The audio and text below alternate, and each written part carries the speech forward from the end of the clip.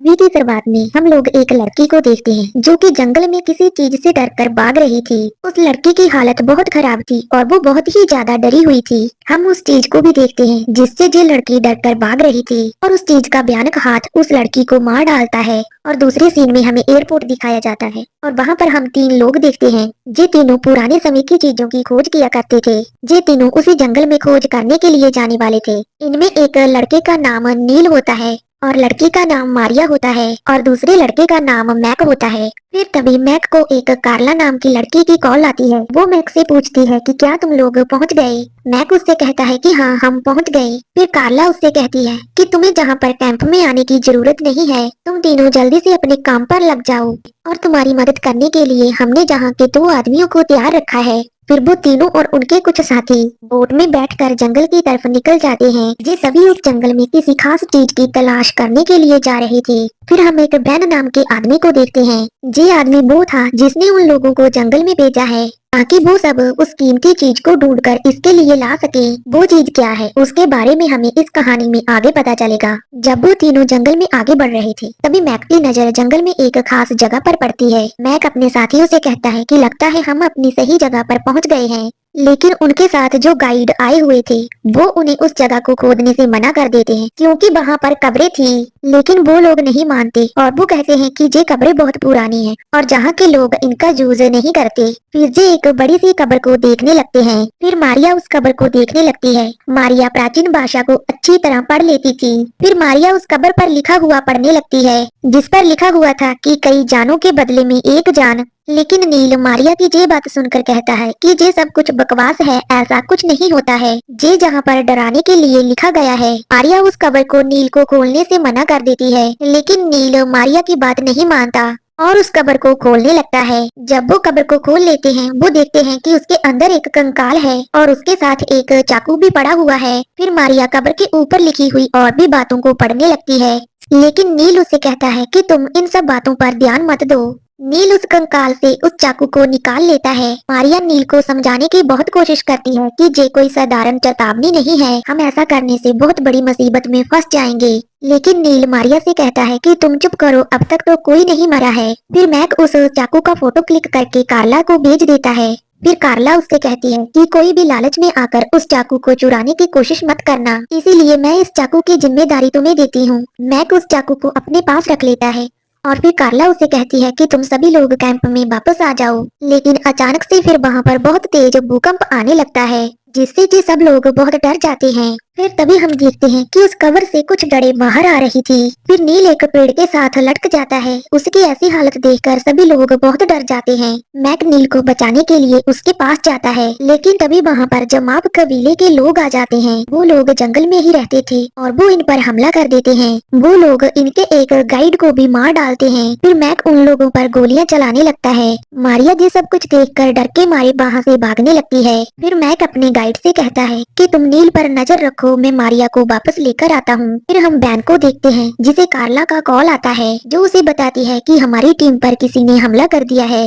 लेकिन बैन उससे पूछता है कि क्या उन लोगों को वहाँ पर कुछ मिला है। फिर कार्ला उसे उस चाकू की फोटो भेज देती है। उस चाकू की फोटो को देखकर बैन कहता है मैं जल्द ही वहाँ पर पहुँच रहा हूँ। दूसरी तरफ मारिया भागते भागते जंगल में काफी अंदर तक आ चुकी थी। उसके पीछे पीछे मैक भी जंगल में आ चुका था। वो गाइड मैक का पीछा करते हुए मैक के पास पहुँच जाता है। फिर मैक उस गाइड से कहता है कि तुम्हें तो नील की मदद करनी थी और तुम जहाँ पर आ गए हो तुम नील के पास वापस जाओ और उसकी मदद करो। लेकिन वो गाइड उससे कहता है कि तुम मुझे मेरे पैसे दो, मैं जहाँ से जाना चाहता हूँ। फिर मैक उससे कहता है कि मैं तुम्हें पैसे जहाँ से जाते वक्त दूंगा। फिर वो गाइड मैक का फोन छीन लेता है और पुलिस को कॉल करने लगता है। मैक उस गाइड को ऐसा करने से रोकता है लेकिन वो उसकी बात नहीं सुनता। फिर मैक गुस्से में आकर उस पर हमला कर देता है और मैक का फोन भी टूट जाता है। फिर मैक उस गाइड से कहता है कि जब तक मारिया नहीं मिल जाती हम दोनों में से जहाँ से कोई नहीं जाएगा। फिर वो गाइड मैक की बात मान लेता है और वो उससे कहता है कि मैं वापस पीछे अकेला नहीं जाऊंगा।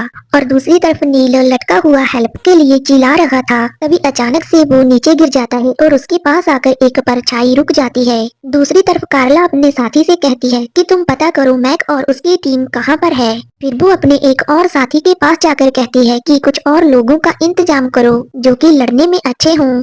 दूसरी तरफ मैक और वो गाइड जंगल में आगे बढ़ रहे थे। तभी उन्हें जंगल के अंदर से कुछ भयानक आवाजें सुनाई देती हैं। मैक गाइड को अपने पीछे आने के लिए कहता है। गाइड भी मैक के पीछे पीछे चलने लगता है, लेकिन वो गाइड बहुत डर चुका था। वो डर के मारे पीछे जाकर एक पेड़ के पास खड़ा हो जाता है। वो गाइड को बिल्कुल भी मालूम नहीं था कि वो जिस पेड़ के पास जाकर खड़ा है वो एक आदमखोर पेड़ है। वो पेड़ जैसे ही उस गाइड को पकड़ने लगता है वो उससे बचकर नीचे गिर जाता है। तभी मैक उसके पास आकर पूछता है कि क्या हुआ। वो उसे बताता है कि मुझे इस पेड़ ने पकड़ने की कोशिश की।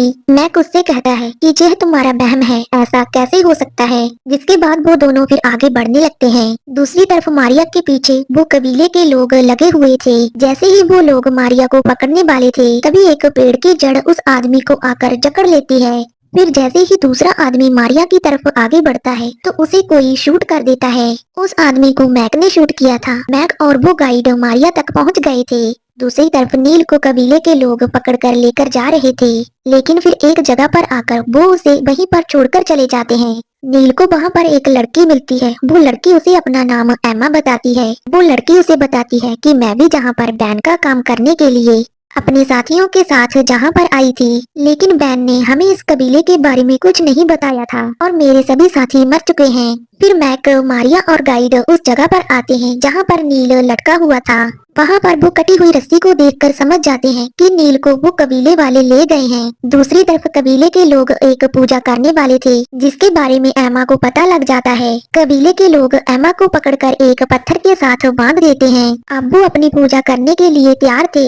वो उसे वहाँ पर बांधकर छोड़ देते हैं और नील उन लोगों से पूछता है कि तुम लोग इसके साथ क्या कर रहे हो, लेकिन कोई भी नील की बातों का जवाब नहीं दे रहा था। नील उन लोगों से कह रहा था कि प्लीज इसे छोड़ दो, इसे जाने दो, लेकिन उन लोगों पर नील की बातों का कोई भी असर नहीं हो रहा था। दूसरी तरफ जंगल में हलचल शुरू हो जाती है। नील ये देखकर हैरान हो जाता है कि पेड़ों की कुछ जड़ें एम्मा की तरफ बढ़ रही थी। उन जड़ों को देखकर नील बहुत डर जाता है और देखते ही देखते वो जड़ें एम्मा को पूरी तरह से जकड़ लेती हैं। नील बस चिल्ला रहा था, वो एम्मा की मदद नहीं कर सकता था।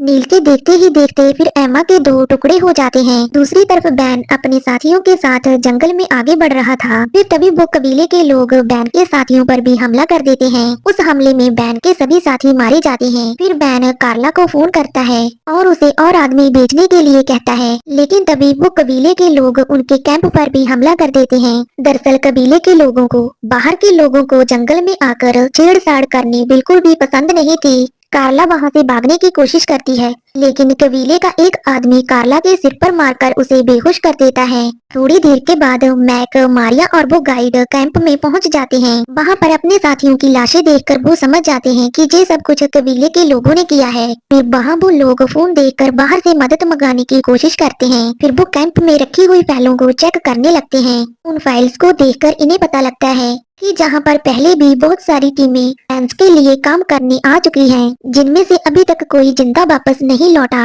मैक फिर से जंगल में जाकर अपने साथी नील को बचाने का फैसला करता है। दूसरी तरफ कबीले के लोग नील की भी बलि चढ़ाने वाले थे। वो लोग कार्ला को भी अपने कबीले में ले आए थे। फिर नील कार्ला को बताता है कि ये लोग मेरी बलि देने वाले हैं। जब ये मुझे बलि देने के लिए लेकर जाएंगे मैं इन लोगों पर हमला करूंगा और तुम मौका देखकर जहाँ से भाग जाना।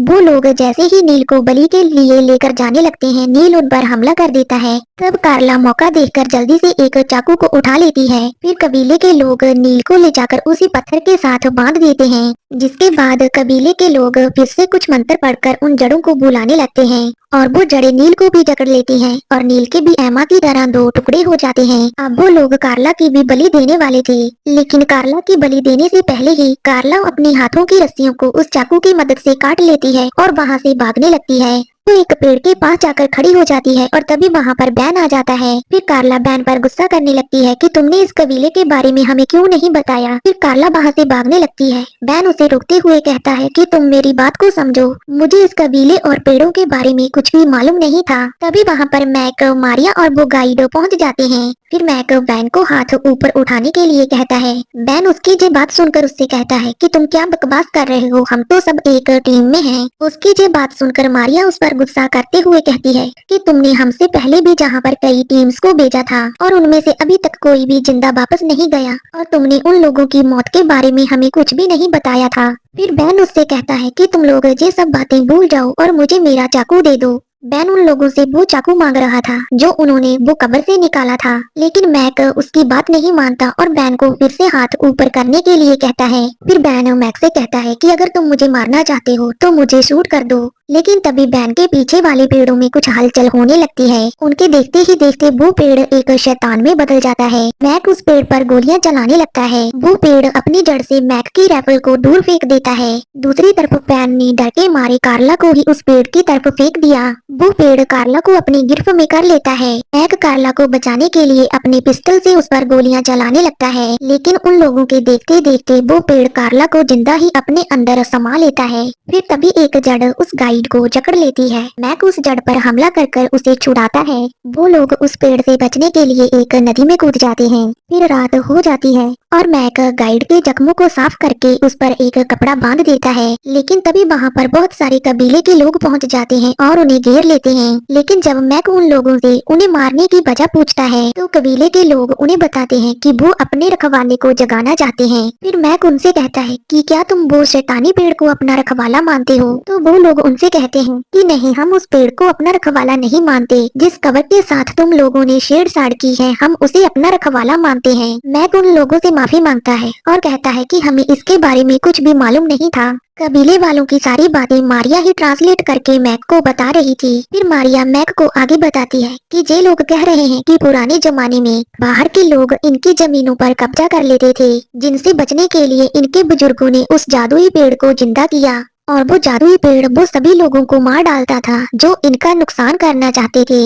लेकिन धीरे धीरे वो शैतानी पेड़ इनका ही शिकार करने लगे। उन पेड़ों से बचने के लिए फिर से हमारे बुजुर्गों ने एक रखवाला बनाया जो कि इन्हें उन पेड़ों से बचाया करता था। फिर कबीले का एक आदमी उस चाकू को जमीन में गाड़ देता है। मारिया कबीले वालों का इशारा समझ जाती है और वो मैक को बताती है कि इस चाकू को फिर से उस कब्र के कंकाल के अंदर गाड़ना होगा। तभी कबीले वालों को पता चलता है कि उस गाइड को उस शैतानी पेड़ ने अपने कब्जे में कर लिया है। अपनी ऐसी हालत देखकर वो गाइड भी बहुत डरा हुआ था। फिर कबीले का आदमी मारिया को फिर से कुछ कहता है। कबीले वालों की बात को सुनकर मारिया मैक को बताती है कि अगर हम जल्दी से इस चाकू को उस कब्र के कंकाल में गाड़ देंगे तो हम इस गाइड को बचा सकते हैं। मारिया की ये बात सुनकर मैक कहता है कि इस काम को मैं पूरा करूंगा और इस चाकू को मुझे दे दो। कबीले के लोग उस चाकू को मैक को दे देते हैं और फिर वो सभी उस कब्र के पास पहुंच जाते हैं। फिर मैक कब्र में पड़े हुए कंकाल पर उस चाकू को गाड़ देता है। कंकाल में चाकू लगते ही वो गाइड दर्द के मारे जोर से चिल्लाने लगता है। लेकिन तभी फिर से जमीन पर हलचल होने लगती है और मैक उस चाकू को फिर से बाहर निकाल लेता है। ऐसा करने से वो गाइड भी मर जाता है और तभी वहाँ पर वो शैतानी पेड़ भी आ जाता है।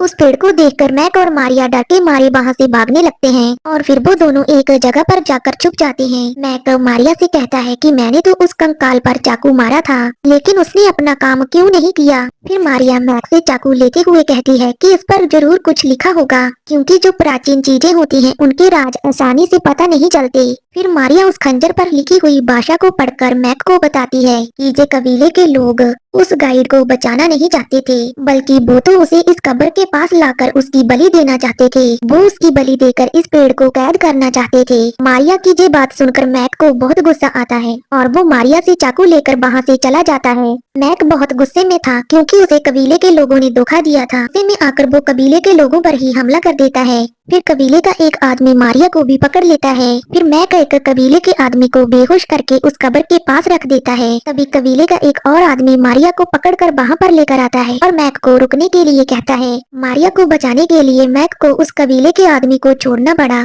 तभी एक गोली आकर उस कबीले के आदमी को लग जाती है जो कि बैन ने चलाई थी।